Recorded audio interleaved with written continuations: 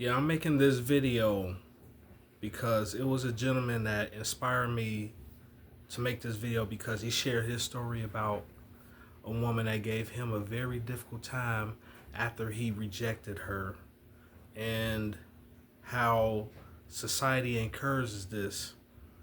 And I talked about what happened to me in bits and pieces, but I think that now it's time for me to share the full story of how I got to the point to where I'm at now, to where I travel when I date. Um, I do my best not to impede in anybody's space. If I feel like individuals don't want me around, I exit.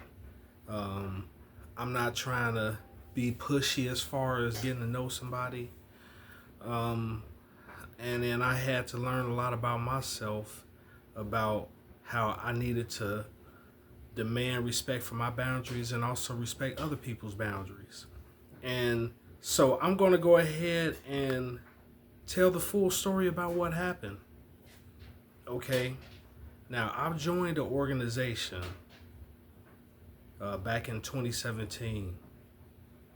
And shortly after joining that organization, I went through a separation that eventually went to divorce. And so I was depressed about it. I didn't know how to act. I was drinking way too much. Even though I was doing a lot in the community and helping people out, I still had some uncontrollable behaviors that I was dealing with because I was trying to mask the pain that I was feeling inside, and I didn't really deal with it head on. And I was 35 at the time that I joined this organization, and usually when people join, they're in college, or college age. I was already a late student when I went back to school, and so I joined a graduate chapter of this organization. And I went through this divorce. Um, there were women that were associated with this organization. They have their own organization, and I was around them, and I was doing my best to be friendly and be approachable. Some of them still treated me kind of like crap, but I kind of dealt with it because I was like, oh, they just give me a hard time as if I, keep showing up and keep volunteering and, put on my happy face and try to be as pleasant and people pleasing as possible. Eventually they'll warm up to me. And, like I was getting rejected by women a lot. I'm not gonna lie. There's no reason to lie. And so I was having a hard time, and it was frustrating for me. And it was a woman that was part of that organization that was having a hard time with finding a boyfriend. And so they were like, why don't we just put these two together? And she weighed about 350 pounds. And I'm not exaggerating. And it seemed like she was a nice person, but I just wasn't interested in her in that way. And I was friendly to her. Like at one Christmas party, I bought her a drink and I actually danced with her. I was just like being friendly because they was like, yeah, be friendly, be nice to these women. And I was doing that.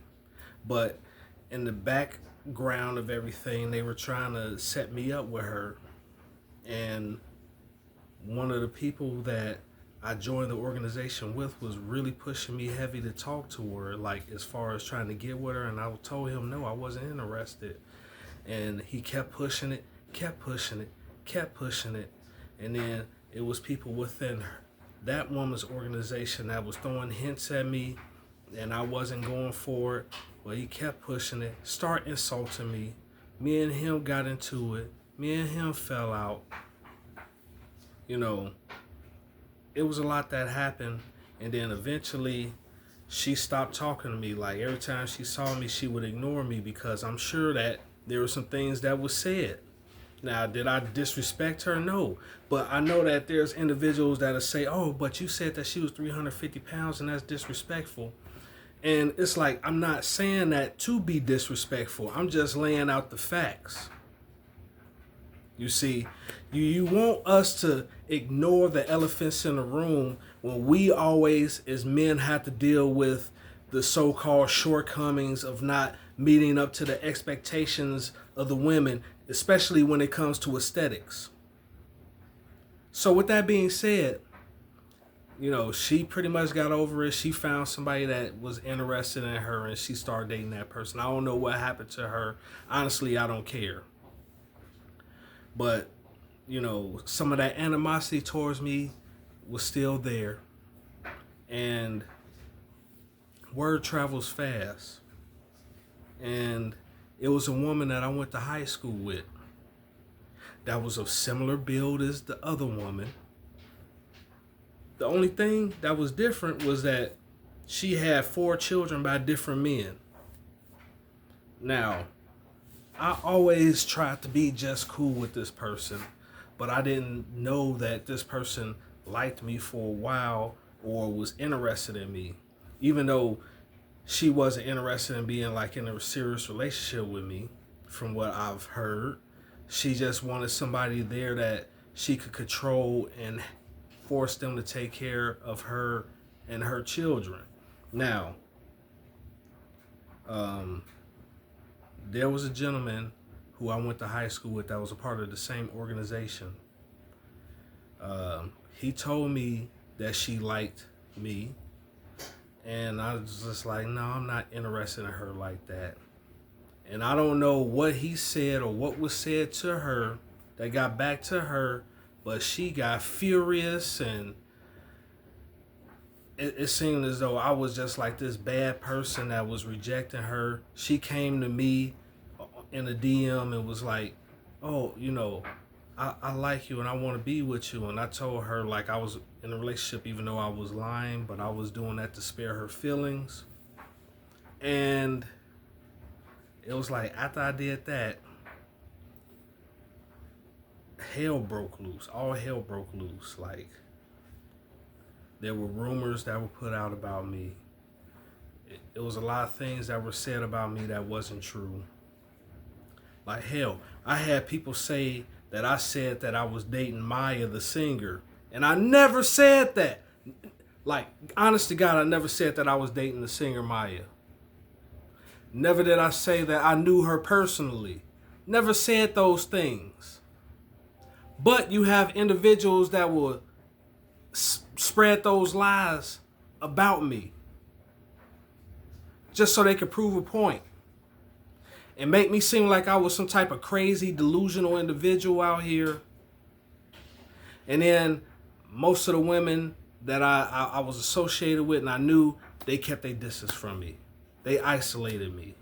While this woman in particular kept hounding me on social media, trying to get my attention, either to make me mad and say something that I didn't want to say, or to make me cave in to what she wanted. And I did my best to just be cool with her while she was saying these crazy things to me, while she was throwing these subliminal jabs at me. They sent people that are part of the LGBT community to come at me and try to see if I was a part of that community. It was a lot of craziness that was going on. And then on top of that, I was dealing with health issues. I almost didn't think that I would be able to walk normally again. And I still have a little bit of an issue sometimes with my walking because I have a health condition, a disability, so to speak. So I was dealing with that. I was dealing with my disability. I was dealing with financial issues because I let certain people take advantage of me. People that were within the church community. It was a lady pastor. I'm not related to this lady pastor. I want to put that out here clear where everybody will know. I'm not talking about anybody in my family. I was at this church with this lady pastor who convinced me to let me help, let her help me do my taxes. And then she had a school, and she said the school was accredited. Turned out the school wasn't accredited. Put that on my tax return, and I ended up owing thousands of dollars in taxes off of that. And I was already in debt with IRS for, not understanding how Uber worked.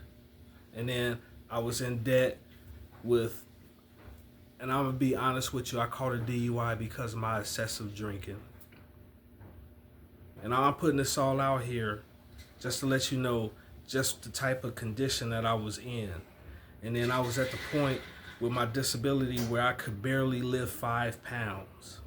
So I was struggling financially, mentally, emotionally, spiritually, and I was getting attacked relentlessly because these people didn't care about how I felt. They only cared about this woman and how she felt, and that she was upset that no man wanted to be with her and take care of her 4 children, especially a man who she thought she was better than. You see, and I went through that for a whole year with her, a whole year being ignored and embarrassed and having lies told about me. I remember trying to talk to women, but then when they would hear certain things about me, they would completely ignore me like they never had a conversation with me in their lives. So I dealt with that, and I had to deal with it in silence, because it's like, damn, I knew the reason of why they were ignoring me, but I just had to deal with it. And then those same guys within that organization, when I came up to one of my anniversaries, they brought some things up, and I was honest with them about how I felt about that woman, and it got back to her, and that's when her and all the people that I was friends with completely cut me off. And I had to humble myself and get my life together, get my finances together, get my health together, get to the point to where I'm not only just debt free, but I'm saving and investing for the future, because I realized that nobody is here to save me. I have to save myself. I can't even count on Jesus 100%, even though I believe. And that's just being real. So I went through all that, got myself together, still was treated the same way that I was treated 5 years ago when all this happened. I still go through these things now. The results of everything that happened all the way up till today. And there's nothing that I can do about it. The only thing that I can do is just continue to live, even though sometimes I get tired of dealing with it. Even sometimes I feel like going upside somebody's head because I have to deal with this. That's why I started my journey on traveling, and I started in 2022, traveling, going different places, seeing the world, having these experiences, dating, and I had some good times and I had some bad times, but it was better than what I was experiencing here. And now I'm at the age where, tomorrow I turn 44 years old. So I'm at this age where, I'm able to do these things, travel. I have my own place. I have more than one vehicle. I have a decent job. I save, I invest. I'm doing the correct things that I'm supposed to do, but I'm so isolated. And it all started with this, but it's always somebody trying to bring somebody along to me that they know that I wouldn't want to be with. And these people would know me for years, and they know the type of person that I am, but they always try to push my boundaries, and then I have to push it back, but I'm a jerk when I push it back. I run the risk of having people think that I'm a jerk and then try to damage my social reputation more than what it is already. You know, like this stuff that I'm talking about, it followed me even to my job. Even though I didn't say anything publicly about it, but it followed me to my job where I earn money, where I make a living, where I take it very serious because I don't want to lose my source of income, my main source of income. Because that's how I keep the lights on here. You know, so I'm trying to figure out other ways of making revenues of streams of revenue. You know, like I'm not just sitting around just depending on this job to get me to the next level. Like I have to try different things. You know, I'm still trying to figure it out at 44 years old what avenue I can take in order to get to that next level, and it's difficult. Like some people get it when they in their childhood, some people get it in their teens, some people get it in their early 20s or 30s. Some people never get it. I'm hoping that I'm not one of the people that never gets past this level that I'm at now, because it is a possibility that I might stay at this level until I retire, and then when I retire, I can enjoy the last few years of my life if I save and invest correctly, where I don't have to sit in one spot. And that's my prayer. Like if I don't get to that next level, at least get to the point to where I can retire and I can live the rest of my life someplace else, not being stuck around individuals that hate me, because that's how it seems. That's how it seems like it is here, where I'm at. Like I'm surrounded by individuals that hate me. I'm not saying every single person hate me, but I'm saying that a good majority of the people just look at me as a nothing, a nobody. And I don't want to continue going through this. And I'm not saying that that might not happen to me anywhere else, but at least allow me to try to do something to better my life. Like I tried to do sports, it didn't work out for me. I tried to do music, it didn't work out for me. You know, let me look into this avenue of what I'm doing to see if it'll work out for me. I want to have a wife and a child eventually, but I know that it's easier said than done because of the way that this world is set up. And then I'm 44 years old, so most people look at me as like, no, it's too late for you. But I don't care. Like I'm still got my own personal goals and aspirations that I'm going for, and I don't care what anybody has to say about it. They want me to just give up, settle for what it is that they want me to settle for, go along to get along, and it's not happening. It's not. But to the gentleman that inspired this story to be told in full, like I'm telling it in full. You know, like I just want you to know that you're not going through this experience alone.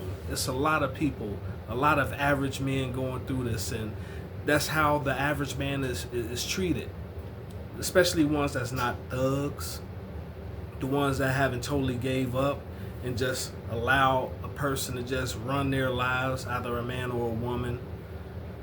And I'm not doing that to myself. Like, if that means that I got to stay by myself and deal with whatever it is that I'm dealing with by myself, so be it.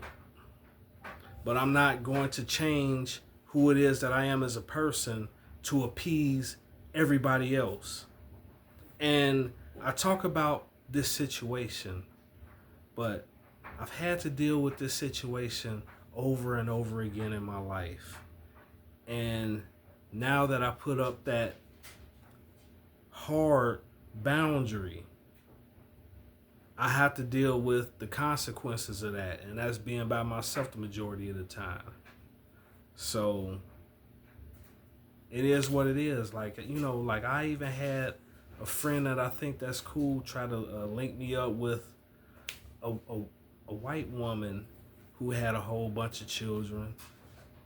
I wasn't interested in that, you know, and I understand, like, I have to see myself as valuable, even if nobody else see myself is as valuable as I see myself, if you understand what I'm saying. Like, I know that the value I see in myself isn't being shown to me, and sometimes that can be hard to deal with, especially when I'm doing everything that I'm supposed to do to better my life. Like, I go to the gym 3 times a week, even though it probably don't look like I do, but I go to the gym 3 times a week. Saving, investing. I treat people with respect.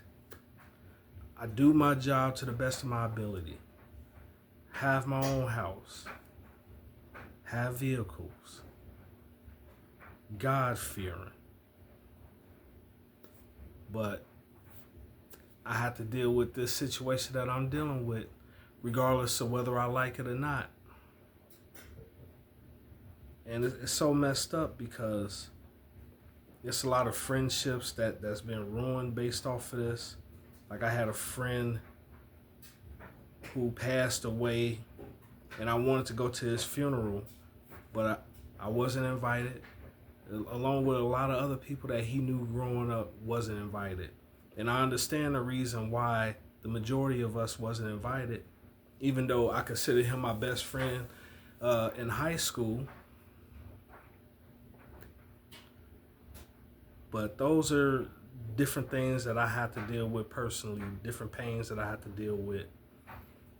Turning 44, I have to deal with this emptiness that I know that it may never get filled, this void. And I pray,